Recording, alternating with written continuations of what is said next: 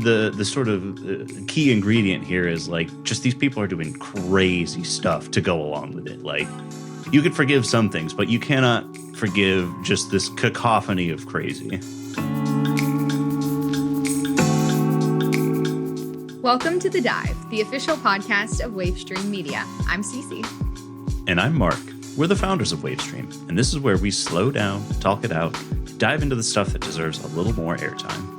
One topic, one story, or one person per episode, whether it's something we're building, something we're questioning, or something we just can't stop thinking about. Let's dive in.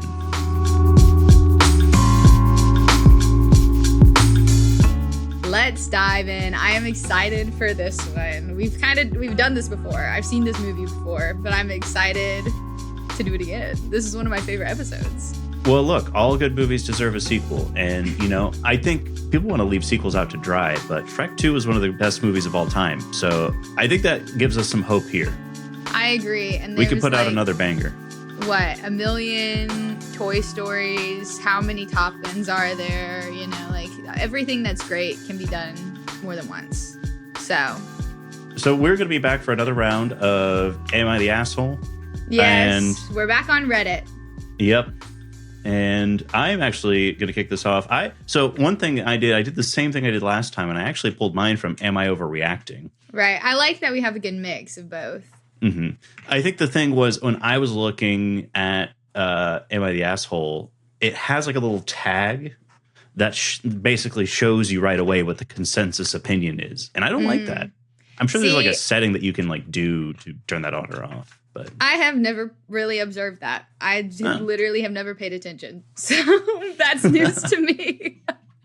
And all the time that I've searched on there for stuff, I have never noticed. So, well, let's not leave the people waiting. Let's go ahead and kick this off. Let's get into it. Let's figure it out. Are they overreacting? So, am I overreacting for leaving my best friend's birthday dinner after she forgot to save me a seat? I'm going to say already no. I'm going to say you're not overreacting. That's already psychotic, but go ahead. So my 27 male best friend, 28 female, we'll call her Anna, had a birthday dinner last week. It was at this spot. We've been a couple times, and they don't take reservations, but it's a really nice spot. Anyway, the plan was for us to get there early, grab a table, then everybody else would come over. I told Anna I'd be running 10 or 15 minutes late because of work. She said, no problem. When I got there, the table was completely full. Not just full, like it was completely packed. She had bumped into a few old friends and invited them to join. When I showed up, there was literally no seats left. I stood there awkwardly while Anna laughed it off and told me to just grab a chair from another table. The restaurant was slammed and the staff wouldn't let me block the aisle. Long story short, I felt humiliated. I don't know why, but it just felt so awkward and I felt no respect. So I said, don't worry about it. I'll just head out, and left. Anna texted me later saying I was overreacting and making her look bad for walking out of there. She said I should have just dealt with it because it was her night. I'm not sure what to do. On one hand, I know it was her birthday and maybe I should have just swallowed it. On the other hand, being invited to a dinner and then literally not having a seat feels embarrassing. Am I overreacting for walking out? I want to start this by saying that I think anytime somebody says that you are making them look bad, it is never your fault if you're telling the truth, because if what they did is bad and it makes them look bad, like that's completely on them. So if you're just telling somebody what happened and they're like, you're making me look bad, then like what you did was bad. Sorry. That's number one. Number two, if you are in communication with somebody like literally 15 minutes before that they are going to show up, like you are fully aware that they are coming, and I don't care who you run into, it could be, I don't know, Elvis, God, Michael Jackson, like anybody at the restaurant, and you don't save a seat for your quote unquote best friend, I think is insane behavior. And then to be mad at them when they feel like they've been excluded after you excluded them, it doesn't make any sense to me. Yeah, I totally agree. First of all, one of the wild things about this is going and like making your own reservation or like going by yourself like that on your birthday, that's kind of crazy to me. Like one of my favorite things about my birthday is handing the responsibility of planning stuff off to somebody else. Like I just invite me out. Let's go. I just don't want to deal with it. I just want to chill on my birthday. That's the birthday right? present for you. Exactly. Unfortunately, I don't have that experience. I feel like typically anytime I've been like, I want to do something for my birthday, I have to like get the people going. But yeah. I think your birthday stuff is typically with your family now. Yeah, more or less. I just kind of do like a little birthday interaction, maybe go out with my girlfriend or something like that. But mostly I just want to like chill. I don't want to have to deal with like responsibilities, right. Go have a drink, go hit the barcade or something like that. It's such a shame. I would love to go like watch a little basketball or hockey, but it's always like wrapping up the end of the season around my birthday. So it's, just not happened yet, but it's getting a little bit too far away. We have also run into each other on your birthday before at the arcade, now that you have said that. And you were with your sister, and I ended up hanging out with you. There were no seats, so there wasn't a problem. But maybe we should ask your sister, was she mad that we ran into each other at the barcade? It's so funny because when I think about that specifically, me and my sister, we went to the barcade for my birthday, and we were going to meet up with like two of my friends and, like casual friends, right? Not like super duper besties, but people I was pretty close with. And one of them fell asleep, and because they had like taken a, that classic 6-hour long afternoon nap, right? And then I don't remember what the other one was, but neither of them showed up. So you were the one who came through on my birthday. And that's why whenever I talk about Cee Cee, my sister's like, oh my God, I love Cee Cee. Oh, stop. I love her too. That's a whole different thing, though, about when people don't show up to your birthday when they say that they're going to. That's something that I feel like people have been talking about more like in discourse recently, like people talking like we've overdone protecting your own peace and like doing what's best for you. And like the quote that people say all the time is, everybody wants a village, but nobody wants to be a villager, like you have to go to these things sometimes if you don't want to like maintain your relationships and things like that. I think it's a separate conversation, but tangentially related. It's such an interesting one too, because it's the sort of thing where it almost seems like a symptom of, the COVID times, right? Like we became so insular because of that. And, as we've kind of rejoined polite society, I think that there's more to that than just, being able to go back out. It's showing up, right? Although now the more that I think about it, I think it does relate to this, not from the position of the person, like the poster here, OP as they would call them. Yeah. But from the perspective of the friend whose birthday it was, like, it's my birthday. You should have just come and been supportive. Like, even if it's your birthday, you have to be supportive of your friends. So that is, I'm going to say, I'm not overreacting. I agree, not overreacting. And I think that there's a lot of, I don't think a lot, but there's definitely some context missing here. Like, was there alcohol involved? Like, what sort of thing could have driven your bestie to just sort of like, make a lapse in judgment or just forget about you like this? I don't know. But I feel like there's probably a little bit more to the story we're missing. But knowing what we know, not overreacting. Yeah, I feel like there might be something missing here too. But regardless, I think that inviting your friend and then having no place for them to go is pretty messed up. Let's see what some of the other folks online said. Here's one of the top comments. She said, I should have just dealt with it. You did. You left. Yeah, that's true. That is one way of dealing with it. You need new friends. Your bestie is not your friend. She doesn't even like you. Brutal.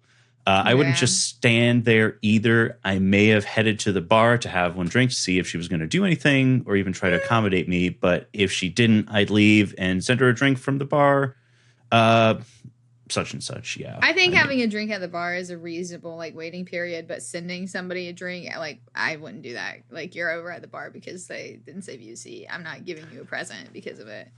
Yeah. Well, I think that's I'm just a very nice way to be accommodating, but like I think that if you were in that situation and you followed that particular path, wait for 10 or 15 minutes at the bar, have a drink, send them a drink when you're leaving, that's like going above and beyond what I think is deserved. I think so. Yeah, I think so too.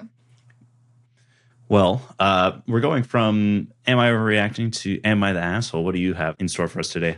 Yes. So this one, I have one that's, I guess, interesting, and then one that's interesting and a little bit more funny. Would we rather go a little bit funnier first, or do we want something a little bit more serious, but like WTF? Let's end with the more serious one. So funny first, I suppose. Okay. So, my boyfriend is mad at me because he opened up the relationship and got no dates. Am I the asshole for how I responded? Me and my boyfriend, both 37, have been dating for just over 3 years. Prior to this, I was single for 8 years, and overall, it's been a healthy relationship. We're both independent with our jobs, living situations, etc. I do love spending time with him, and I don't really have any complaints. However, something that startled me was back about 6 months ago, him saying he wanted to open the relationship up, meaning going on dates and sleeping with other women. I've never been in a dynamic like this, so I naturally had a lot of questions. He told me that I could also go on dates and sleep with other men. I honestly was a little bit skeptical at first, but after doing some research and having time to think, I agreed. He had told me that if at any point I wasn't comfortable, we could stop and close the relationship up again. One of the rules was we won't discuss with each other what we're doing or who we're going on dates with, etc. I signed up for a dating app, and within a few days, I had 500 plus likes, and it's been pretty steady since. So I started matching with people, texting, and arranging dates. On average, I go on 1 or 2 dates a month. There are also some people in similar dynamics of open relationships that I'm going on dates with and sleeping with regularly. I quite like the fact that everything is non-committal, so even though I was skeptical at first, I'm enjoying the open relationship. As decided from before, I hadn't told my boyfriend about any of this. I was at my boyfriend's house the other day, and my phone was on the kitchen counter. He saw my notifications and then proceeded to go through my phone and read messages, including going through the dating app and whatnot. To say he was angry was an understatement. Turns out, he opened the relationship up to take out a younger colleague at his workplace who misread his idea of a, quote, date as just a work lunch. He then openly told me that he wanted to see if it would work with her so he could ultimately leave me for her. However, she didn't want him, and it seems like ... no one else did either. In the last 6 months, he's had a few rough dates, but no one additional to sleep with. I feel somewhat embarrassed for him. He demanded we instantly close the relationship up, and I told him that maybe we should just end things or at least take a break. He was outraged and called me names, but he was the one who wanted this dynamic, so what's the problem? I left, and as I walked home, I'm contemplating fully breaking it off with him. He's been blowing up my phone, and I'm not quite sure what to say. Am I the asshole? Wow. I mean, I think that this is an open shut case, if we're being honest here, Your Honor. I think that not the asshole. I mean, this is great. Like, oh my God. Oh my God. I mean, where to start with this? Okay. So, let's start with this. Mm-hmm. I think that having an open relationship is the sort of thing that would require such a great deal of like trust and respect between two people. I also feel that trust and respect requires some level of communication, which seems to have been left out of this completely. But continue. Yeah, no, I agree. I think that all three of those are going to be living in unison where happiness is, right? Mm-hmm. And I think going through someone's phone, and I mean, sure, maybe there are some times when like the situation, may necessitate that. I'm having a hard time thinking of one off the top of my head. Maybe there is. We don't know. Right. But like going through your partner's phone like that is crazy. And I'm like, wow, that's just such a huge red flag. Right. Mm-hmm. The other thing, and yeah, this guy is just, he had like some side piece that he wanted to that's be the part with. That gets it for me. It's like, once that, like, why are we contemplating fully breaking up with him? Once the revelation came that the entire reason he wanted to open up the relationship is that he was really just interested in this one person and like wanted to be with her and not with his girlfriend. Yeah. Why are we moving past it? Admitted to, oh, I was hoping to be with them instead of you. Like that's, yes. That's kind of like the end immediately at that point. I think in most situations, right? throwing such like an open tantrum, because ultimately you know that like what that stems from is he sees that she gets attention and like he's so butthurt that he didn't, that he just like throws a fit and, you know, probably didn't mean to tell her that, but like is so mad that he just puts it all out there and is thinking that, you know, maybe she'll feel sorry for me and she'll want to just do what I want to do again. But like this girl has found something that works for her and she's happy. And like honestly, if she has other relationships in her life, then good for her. Why do you need this one? Right. And I think that we can see just by this dude's behavior why it may be that he's having a hard time meeting other women. Yeah, I think so. I just love how karmic this situation is. Like, that's what really drew me to this one is like, you wanted to do this one thing, like somebody, your partner wasn't really sure about it, but you know, she thought and did some research and eventually agreed. And like, yeah, it went completely not the way that you wanted and nobody wanted you. I just think that's really funny. Like, that's karmic for the reason that you wanted to do this in the first place. Yeah. And, you know, I have to imagine that the tantrum probably stemmed from just like, you know, I don't know how long it was a period. Maybe you said, but I don't know how long a period that they were in this open relationship. I don't know. Let me see if I can find it.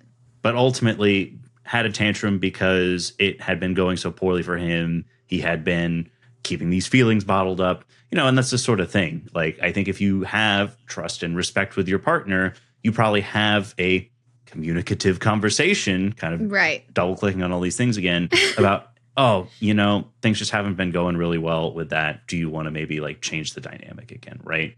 Yeah. So to answer your question though, from the moment that he posed the question to the blow up fight that we're analyzing now, it was about 6 months. Yeah, that's a lot of time for feelings to fester. I agree. And I also think that like, I personally don't see myself as somebody who would thrive in an open relationship. I just don't think that that's really for me. Right. And more power to you, respect if you can. I just feel like that's a lot to manage and I just don't want to do that. But I think that like if you're going to do it, I lost my point. Let me go back to it. It seems like a lot of work. Yes, it does. It does. And it just seems like if you're going to do it, going into it and like hiding, knowing that you're going to hide things from each other, like that just feels really wrong to me. I feel like if you're going to do it, it should be one of those things where it's like, oh yeah, I'm going on a date on Friday. Like you should be able to tell people what you're doing and who you're doing it with. The reason that he probably said he didn't want to tell her was because he wanted to keep his secret workplace lunch girlfriend, you know, didn't want to know that this was all about her, even though he told her later. But I feel like this really only works like when you can be very honest. Otherwise, like you start to get like untrusting and insecure of what's going on, which is exactly secrets, lies, deception. Sounds like a recipe for disaster. But maybe not, maybe not in a relationship.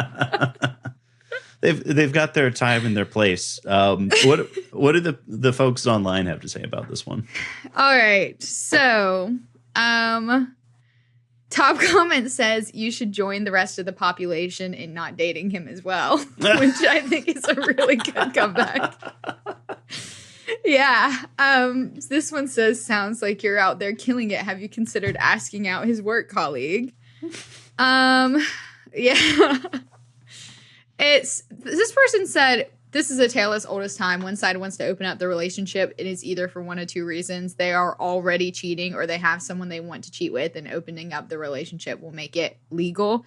I think that there are people who like really, there's a secret third thing where like there are people who really just like function like this and that's good for them. But I do think when it comes out of the blue, it probably is they're already cheating or they already have somebody they want to cheat with and they don't want to get in trouble for it. Right. That makes sense. Yeah. So everybody seems to agree with us.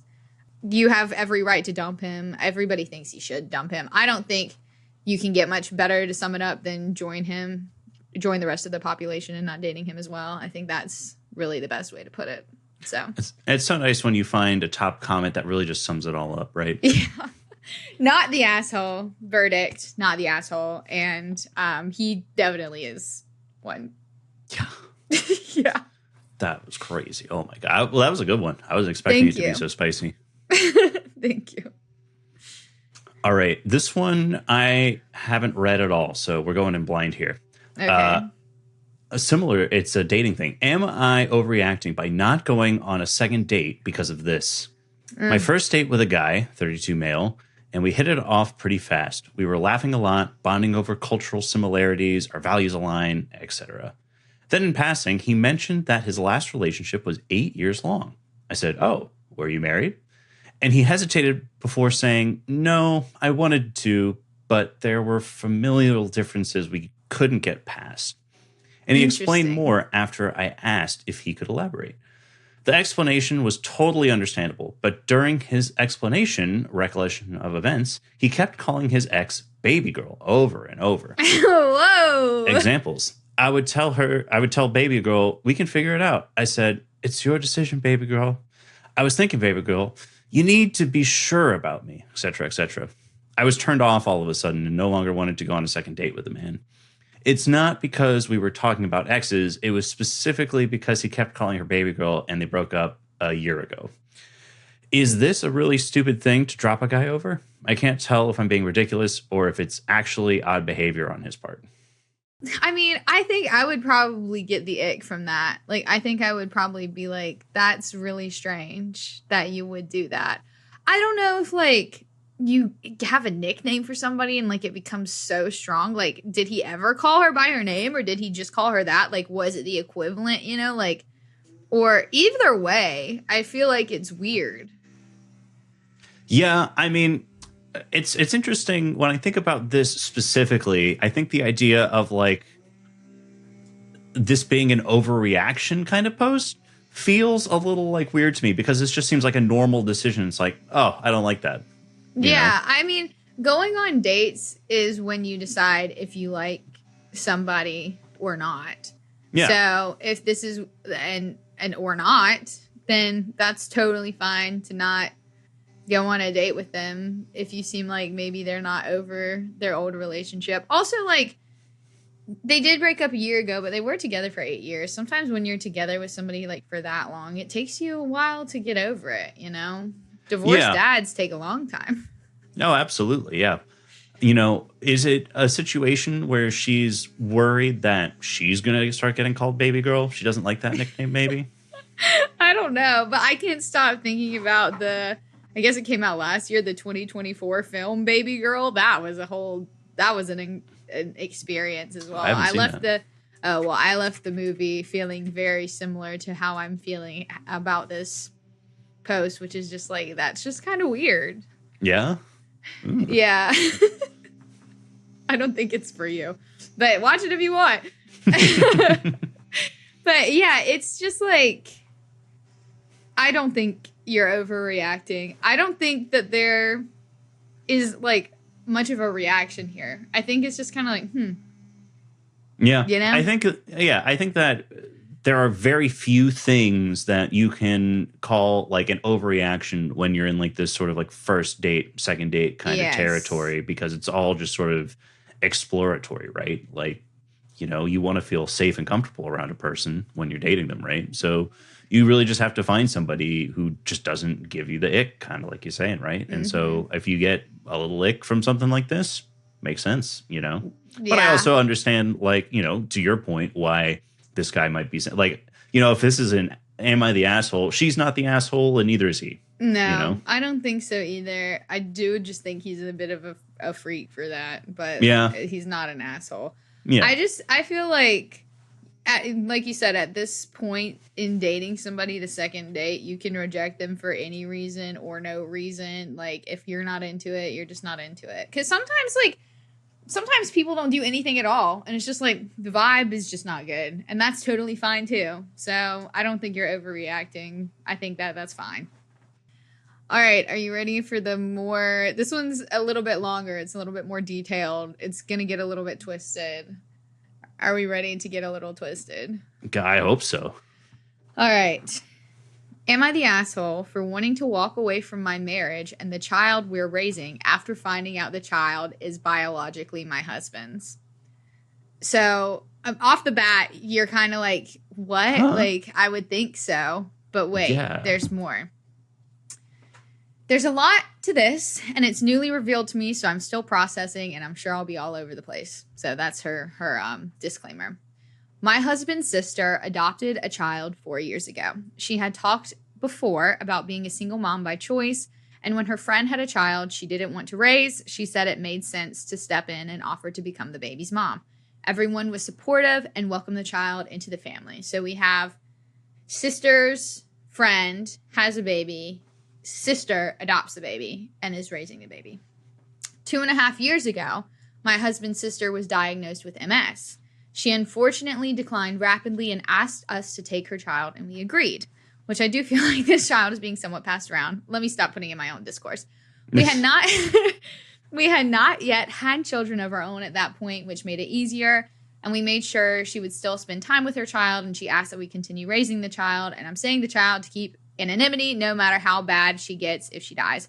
But we agreed. My husband never acted weird around the child, never acted like he had some secret. He acted like an uncle willing to step in and raise his sister's child.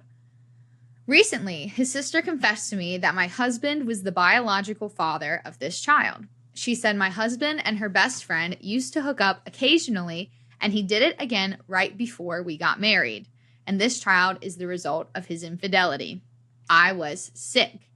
She told me she couldn't keep lying to me because eventually it would come out, and she wanted to minimize the damage. I confronted my husband and he denied it, so I asked him to do a DNA test. He's the father. There is no doubt. DNA confirmed he is the biological father. He told me nothing happened since we were married, and he loves me, and he's sorry for what he did. He said it was a drunk night before our wedding, and he would never do something like that again. Then he said he wanted us to be a family and offered to adopt his child and raise them as our own. He told me this doesn't have to end us. I left the house and have been staying with my sister since the DNA results. I'm disgusted, and I don't want to sign up for this. I know that baby is innocent, but I can now only see what my husband did, and I cannot imagine raising them and acting like their mom and keeping my husband in my life. My husband's sister has reached out to apologize multiple times, and she told the rest of the family the truth also. My husband's parents have tried to contact me to get me back to my husband. They have told me I have a family now and I can't leave, and especially not with their daughter unable to raise this baby again. I had to block them because their messages were blaming and shaming me more and more for not agreeing to marriage counseling and moving forward as a family. I don't see a way back from this, but I have been in this child's life since birth and raised them for more than 1.5 years. I just know I can never be a good mom to them knowing what I know. Am I the asshole for wanting a divorce and to walk away? Wow, that was pretty heavy. One detail that you probably said, but I could use a refresher on, is how long between their marriage and the exposition of these the startling revelation.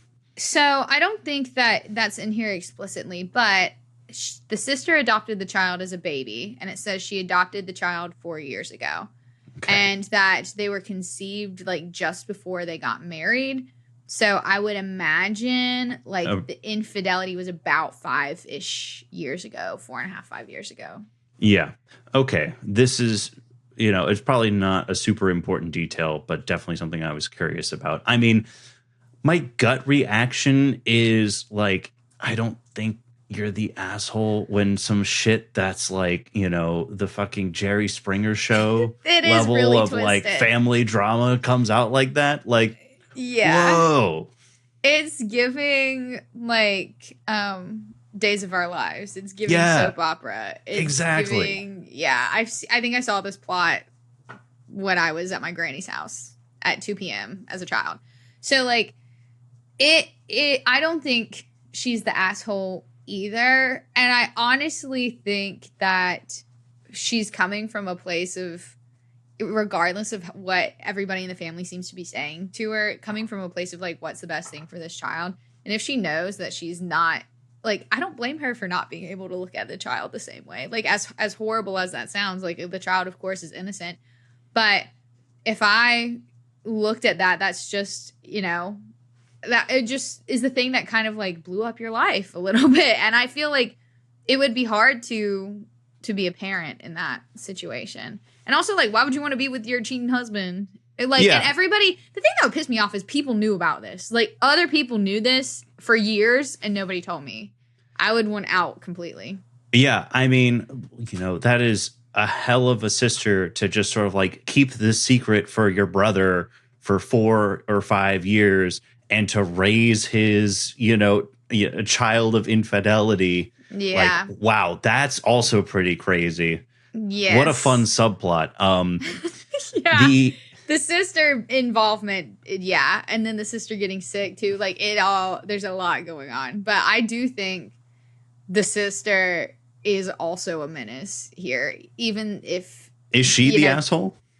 I mean, I think her and her brother both are. And by extension, her parents, because they raised them to be that way. So I think that, it transcends. Yeah, let's not glaze over the fact that the parents are like trying to like pressure her back into the marriage, oh, come back. You have a family now. You can't leave.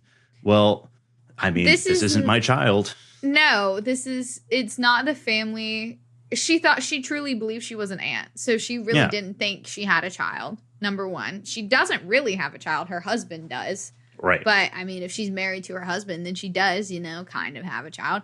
It's just like, it's so much lying to me. Like, it's just so, I would feel really taken advantage of. Yeah. Because, like, what do you mean I'm raising my son's child after they cheated on me while we were together and before we got married?